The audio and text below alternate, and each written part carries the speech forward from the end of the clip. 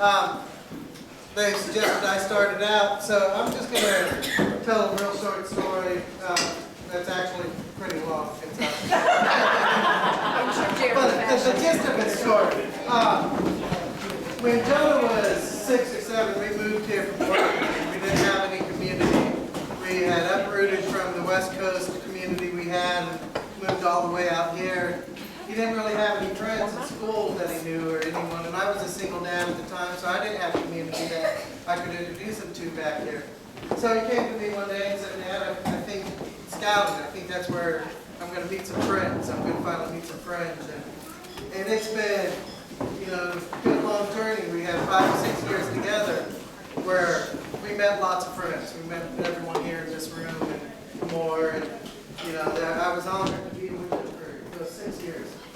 And then the day came when we started looking for Boy Scout troops, and we looked around the different communities and stuff, and we weren't sure we were going to stay in Lancaster. We might go over to Richmond, we might go over to Danville or something. And he found 180, the older brother troop of Pack 180, and it only had 3 or 4 boys in it.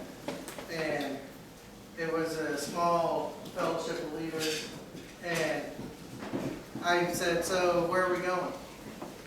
You know, we sat down and we said, which troop do we want to go? And then he said, Dad, I got news to break to you. I got to go by myself. Because Boy Scouts is about going without your dad or your mom, or it's about growing up and being out there. And that was heartbreaking. I sat there, that was, you know, like the but he's right. As I got to enjoy some of his Boy Scout time, but I didn't get to go to camp with him. I didn't get to work on staff with him. I didn't get to do some of the things that I did in his Cub Scout years, but he did it growing up, and I can't go with him. I can't go from this point forward. As he gets older, he can't always have his dad or his mom by his side. And he's learned well with the Boy Scouts how to be a man without mom or dad by his side. So I just want to say congratulations.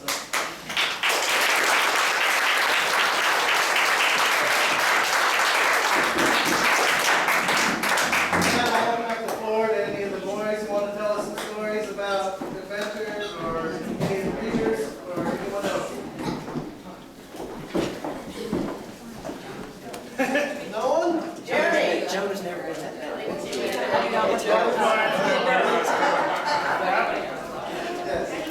I just wanted to say that scouting is sort of a tradition in our family, in that my father, in the 1930s, started in his scout troop and became an Eagle Scout. And he was at the first World Jamboree I know. And then when Jeremy was young, he was in Scouts, and we went up to the World Jamboree up in Calgary, up in Canada with my dad. And my dad actually went on, he showed leadership in scouting through his career, and after 40 years as an adult in scouting, he earned the Beaver Award, which is a special award that not very many people earn. And so, in honor of my dad and in honor of the tradition that he started, my grandson Owsley became an Eagle Scout, now a junior in college. And now my grandson Jonah's become an Eagle Scout, yay! And I just want to say how proud I am of you guys for keeping the family tradition alive. And also the church has been helpful in leadership in helping Jonah develop some leadership roles, and I want to thank everybody from the church as well. Thank you.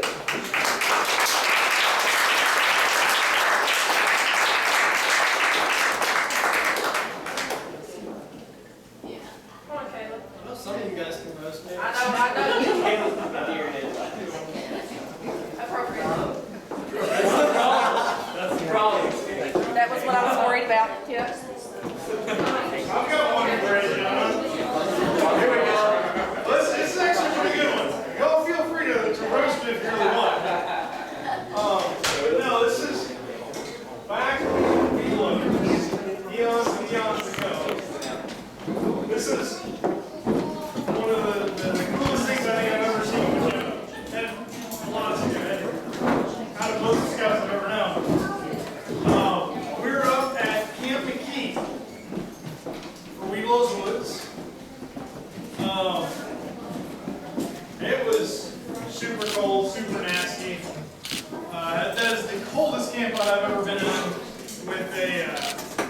Cub Scouts. I don't think these have actually been camping that weekend. Actually, there's two parts of this. I'm going to tell another part of the story too. Speaking of the cold, we all went to, well, the Scouts all went to bed. And so there are three boys in the tent. We hear, Jeremy, I'm cold. It wasn't always Jonah, it was one of the others. There were three of them there. They each took their turns saying that they were cold. And Jeremy would walk over to the van and pick up a blanket, unzip the tent a little bit, stuff it in. I'm fairly convinced by the end of the evening that it was just a tent filled with blankets. But on the other story that I was going to tell, two other boys that were there were Royce and George. And they're not with us in the Scouts anymore. They were very good friends. They were good friends with Jonah.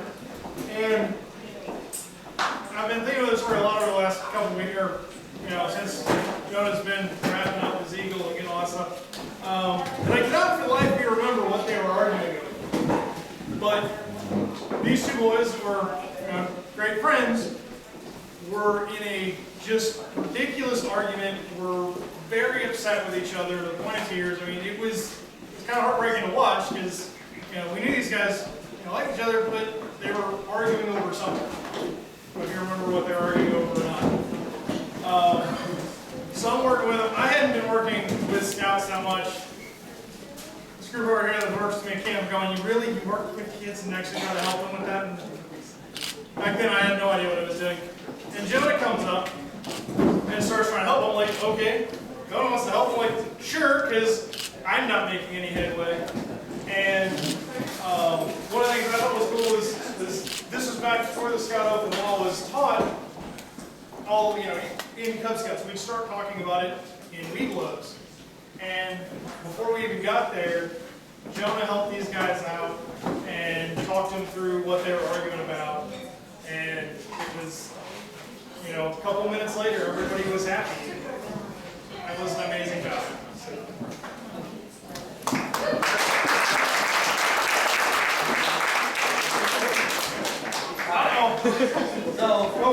I've known Jonah for a while, and one thing I've realized not going to church, here lately, back before we went on our field line trip, alright, we get into the van, we're about to leave, and all of a sudden, we just got some good for his old lieutenant. Alright, Jonah's sitting in the back seat, cracking into the zip, no pepper, yeah.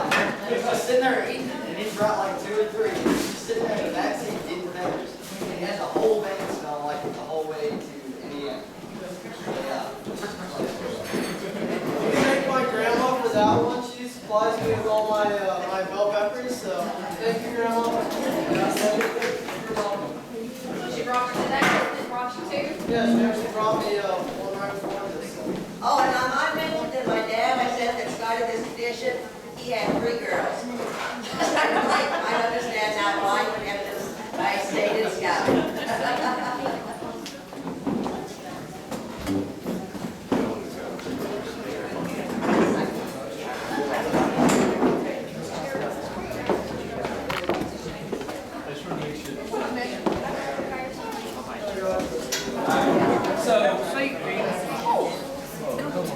I've never shown this since the country Scouts.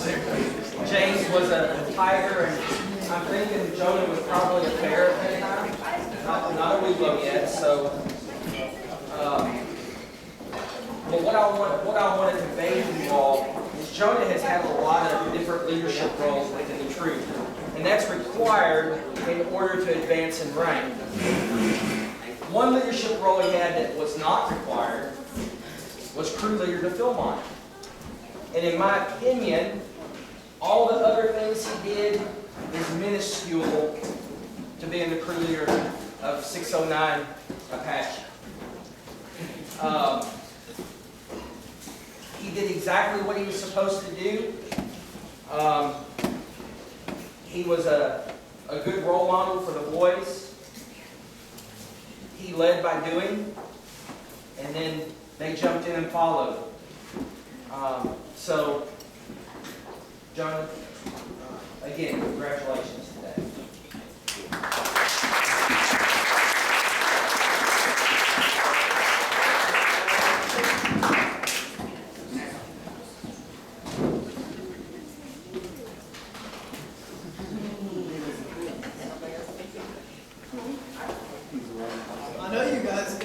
I know you guys have some really good stories about me. I knew there was Only one. little stories. Tell one on yourself. There you go. That's called the thing. All right. I don't know if I have any that I can probably roast myself with. I wish Earl was here because me and him have good stories. Alright, so for most of you guys who have been here for the past couple of months, you know that I shaved for my my border review, my Eagle Scout border review. I used to have a pretty decent sized beard. And on one of our trips, Goatee Jonah. Goatee, whatever. On one of our trips practicing for Philmont, we had this game going on. It was a clip game. And me and Earl teamed up. The thing about the clip game was you were supposed to pin anyone on the front side of their body without them noticing. And we divvied it up by points. It was like 10 for below the waist, like 5 or 15 for the torso, and 50 for the head. So me and Earl decided that both of us, you know, we have facial hair. We decided that we were going to be pirates. For the whole theme going to Philmont. So I was Captain Blondebeard while he was Captain Clipbeard. And he pinned all the pins he got along his chin.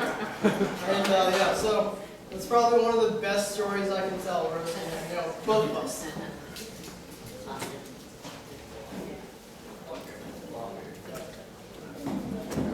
Okay, I have a roast.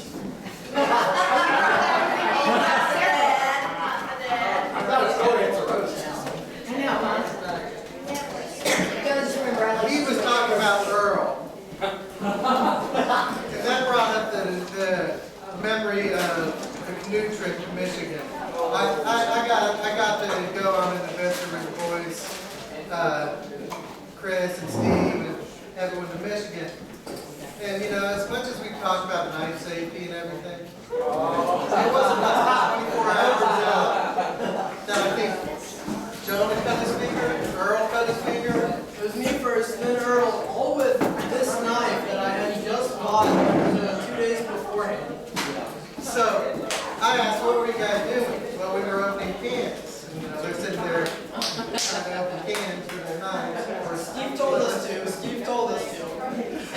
So, and who was it that passed out because of one? Earl,